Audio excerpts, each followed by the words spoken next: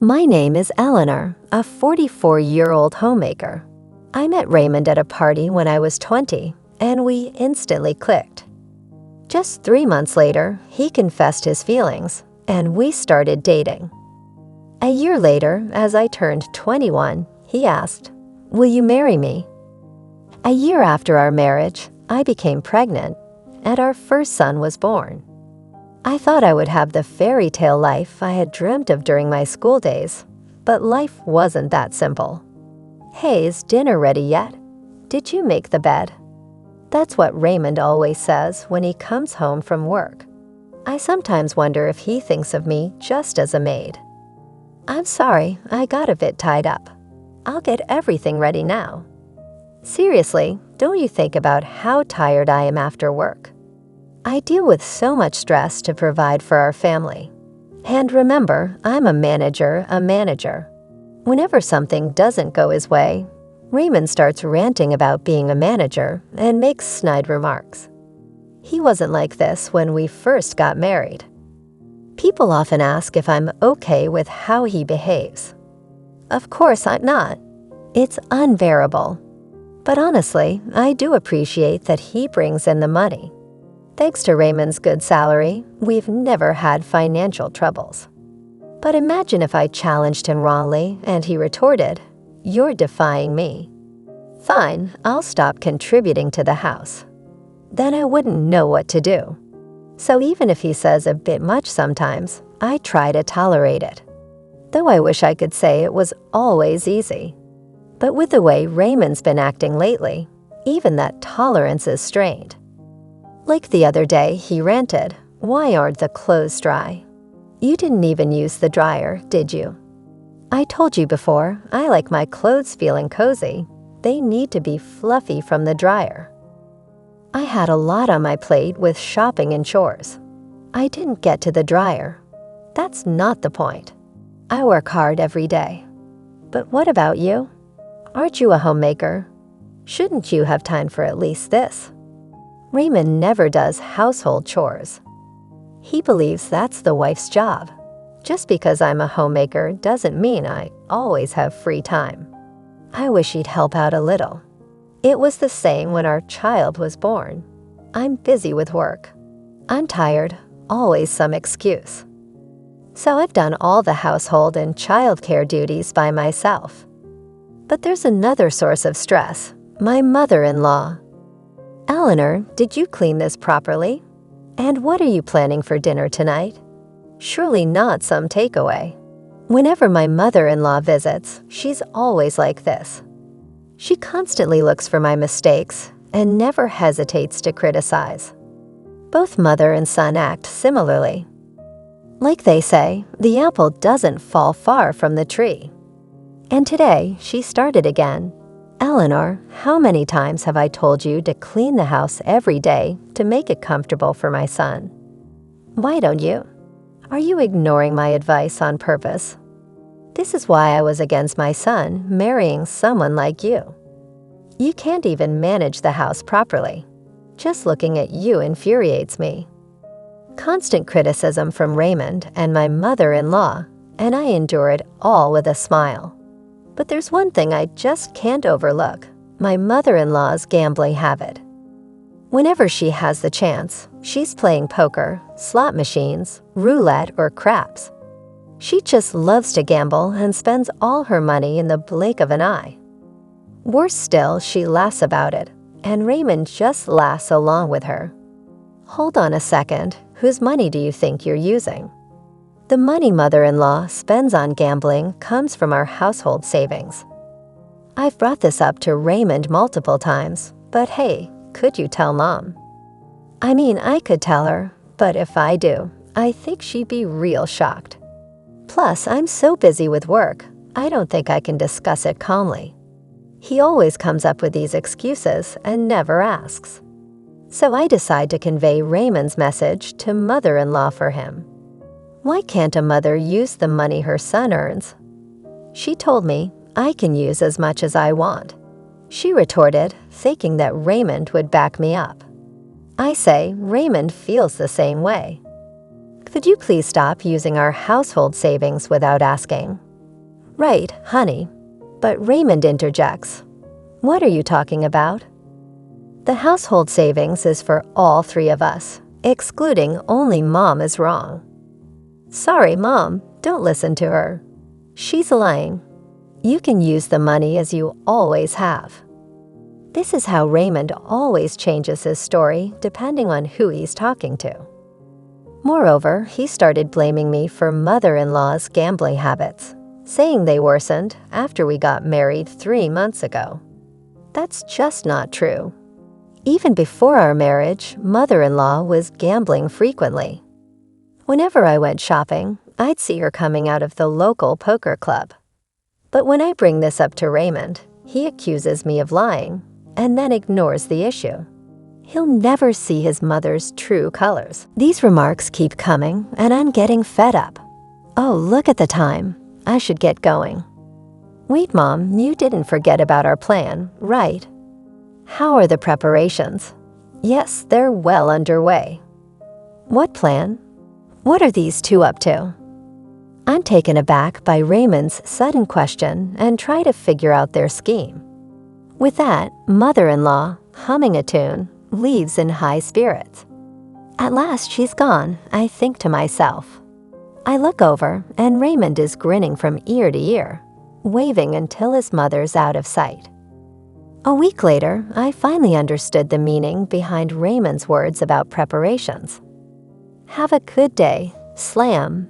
As usual, Raymond leaves for work without responding to my farewell. While most couples would greet each other with smiles, that warmth is long gone between us. I gaze out the window and see a neighboring family looking so happy as they walk by. I remember the days when my son and I used to go for walks just like that, lost in my thoughts. In the morning, the doorbell rings. Yes, who is it? Oh, it's you, mother-in-law. I wasn't expecting her to show up today, especially not this early in the morning. Oh, something came up at his work, so he had to go in unexpectedly. I see. Why on earth is she here? She's not expecting to have breakfast with me, is she? No way she would think of doing that, or would she? A flurry of thoughts about mother-in-law raced through my mind. Then she says, "Why are you standing there looking so blank? Get things ready." Ready for what? I haven't eaten anything since this morning. I'm hungry. So make me breakfast and make sure this doesn't happen again. What does she mean by from now on? The words "get ready" that Raymond mentioned earlier and mother-in-law's from now on phrase make me uneasy. For some reason, I had a terrible feeling about this. Feeling anxious about their comments, mother-in-law pressures me to make breakfast. I apologize and start preparing the meal. Meanwhile, mother-in-law observes me, not even blinking, more like monitoring than observing. Maybe it's hard to do under her piercing gaze. I silently and earnestly prepare the breakfast. Suddenly, mother-in-law says, "It's pitiful to think my son eats this poorly presented food every day. It looks terrible and probably tastes just as bad. I'd love to know how you managed to cook so poorly." She ridicules me mockingly, laughing and complaining. Why do I have to hear this first thing in the morning? What was supposed to be a pleasant morning felt as if it had turned into a downpour. Sorry for the wait. It took you long enough. How much time do you need for a meal like this? Maybe you should attend a cooking class. Then you might be able to cook something decent. Even then, it'd be like getting a D instead of an F. Having a meal alone with my mother-in-law for the first time, seeing her stern face while eating, I lost my appetite, and the meal I put so much effort into tasted bland. Suddenly, my mother-in-law set down her fork, stating, "I don't even feel like eating this. Clear it away." "Hi, I'm sorry, I just can't take this anymore." I wish she'd leave sooner, but little did I know my wish would be shattered in no time. Asterisk ring ring asterisk. Excuse me for a moment. Hey, Mom's there, right? Let me talk to her. Handing the phone to my mother-in-law after Raymond's request, she exclaimed, "You told me we'd discuss that matter, making me come over so early. Now you say you're at work. What's going on?" "Sorry, something came up. I'll be back before noon." "Just relax till then." "Hurry up, being with her is just stressful." She ended the call with Raymond and returned the phone to me with a slight throw. Trying to ask what Raymond had said, she just glared and told me he'd be back before noon. 3 hours later, Raymond returned home and immediately asked her, "Sorry, Mom." "So are you ready?" "Yes, just need to pack my things." "Pack what?" Before I could process, Raymond dropped a bombshell. "From now on, Mom will live here too." What? It was a shock. I always thought it would be just the two of us living here, but now my mother-in-law will be moving in. The mere thought of my mother-in-law coming here terrifies me. Living a life constantly getting snide remarks from Raymond and my mother-in-law every day, I just can't bear the thought of it. "Mom, I'll help you move on my next day off." "That would be helpful, but don't bring her along. We don't need someone useless. Don't worry, it'll just be me." The shocking twist left my mind blank, unable to process anything. That evening, Raymond and his mom went out for dinner alone. I pondered our future. How would I coexist with the two of them? Was I just supposed to endure everything, or was there another way? The same thoughts kept replaying, but no answers came. Lost in my despair, I felt tears spilling when suddenly ***** a phone call.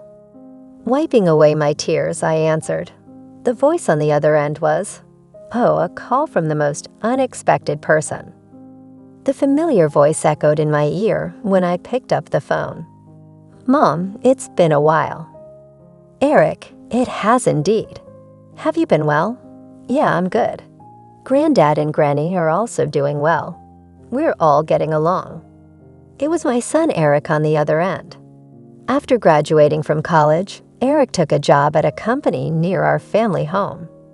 Because his work was close, he had chosen to live with his grandparents, away from us. "When will you come to visit?" "It's been years since you last did. The two of them really want to see you." "I'm sorry.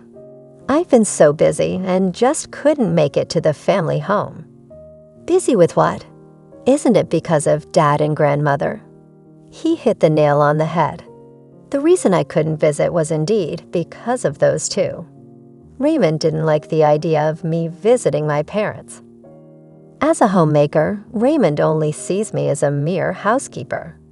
He has this ridiculous notion that I should always be taking care of the home, and his mother-in-law, shared the same view. She too only saw me as a convenient housekeeper, always expecting me to tend to the house. So I felt trapped, unable to leave, and just living within the confines of our home. It felt like I was a bird caged up. Eric knew this. He once visited this house and remembered the words Raymond and mother-in-law had hurled at me. "Aren't you a homemaker? Then you need to do your household duties properly. A housekeeper who can't even do chores is useless anywhere. Be grateful you're even needed here by us." It was then that Eric first realized the treatment I was getting from the two of them. "I thought as much. I'm sorry for making you worry." "Listen, Mom, I have an idea." Then Eric suggested something unexpected. It was something I hadn't ever considered. "Really? Are you serious?" "Of course, it's to help you, Mom." While it might seem obvious, Eric's words became the lifeline I needed for my hellish life. From the next day, while Raymond was at work, I started implementing what Eric had told me to do. Being cautious not to let Raymond notice and always vigilant for the often unexpectedly appearing mother-in-law, there were a few close calls. "Hey, have you been up to something lately?" "Why do you ask?" "Mom mentioned it. She said you've been acting differently. You're not cheating on." It actually makes things easier for me. In fact, it's a relief. I can't wait to see how they'll react to what comes next. Asterisk ring ring asterisk. Mom, how far along are you with the preparations? I've got everything ready and I've made a lot of progress. Now we just wait for the day. Speaking of which, do you know when grandmother is moving in? She's moving in the day after tomorrow. I overheard them talking about it when they were in a good mood. I have to make sure they pay for everything they've done to me. The climax is approaching, the morning my mother-in-law is set to arrive. Don't slack off just because I'm not around. Also, help Mom with the luggage when she gets here and keep the house clean. Mom said she won't forgive even a speck of dust. I understand. After seeing Raymond off, I start the final preparations. Then the doorbell rings. Good morning, Mom. Eric, I'm sorry, but can you help me? Of course. Let's get this done quickly before grandmother arrives. With Eric's help, we finalize everything, and 30 minutes later, all right, let's go. I hop into Eric's car, and we head to a certain place. Asterisk ring ring asterisk. Hello, the moment has arrived. Raymond and mother-in-law have tormented me endlessly. I don't even know how many tears I've shed or how much pain I've endured. Yeah, I've persisted, trying my best as a homemaker. But Raymond never seemed to care about my struggles, and he decided to move in with his mother without discussing it with me. Is Mom all settled in? Of course she is, but guess what? Yes, she's all settled, and I've just finished moving back to my parents' home. What? Back to your parents? Raymond's panic was evident even over the phone. But that's not the end of it. He's got a lot coming his way. I delivered the final blow to Raymond today, the day we get divorced. The divorce papers, already filled out with your name, are on the table when you get home. All you need to do is sign and take them to the courthouse. Just to make sure there's no delay, I've arranged for a lawyer to accompany you. The lawyer will also discuss the division of our assets. Raymond, taken aback, blurted out, "Wait, what are you talking about? Divorce? Are you kidding me? No matter what you say, it won't change my mind. Oh, by the way, we don't have a single cent in our savings." What? That can't be true. I've been contributing every month. Yes, but your dear mother gambled all that money away. We have nothing left. What I suggest is you and your mother figure things out. Good luck. Right after ending the call with Raymond, his mother showed up at the house, arms laden with bags, enthusiastically ringing the doorbell. I didn't answer. Infuriated, she yelled, "Hey, open up. How long are you going to keep me waiting out here? Open the damn door, you wretched woman. Get out here." Her screaming and swearing at the front door attracted the attention of a passerby. They suspected her of causing trouble and called the police. In just a few minutes, officers arrived and took her away. About 30 minutes later, a distraught Raymond, unable to focus on his work after hearing the news, rushed home. But I was nowhere to be seen. The only thing waiting for him was the divorce paper on the table. The sight left him completely speechless, and he just sat down, devastated. 2 hours later, the lawyer arrived and accompanied a despondent Raymond to the courthouse to submit the divorce papers. At last, our divorce was finalized. The next day, after being released from police custody, Raymond's mother came home only to find her son deeply affected by the shock of the divorce. Although Raymond had planned to live with her, the trauma of the divorce made him take a leave from work. And a month later, he resigned. With no income, he had to sell the new house they had just built. They managed to get by with the money from the sale, but his gambling-addicted mother depleted it all. Rumor has it they now live like homeless people in a nearby park. After the divorce, I began to live peacefully at my parents' house. The money from the sale of the house came to me as well. With that money, I commented, "This place is lovely." Yeah, it's a popular resort hotel these days. I was on vacation with my family, finally free from the nightmare. I could live my life on my own terms. That joy is unparalleled.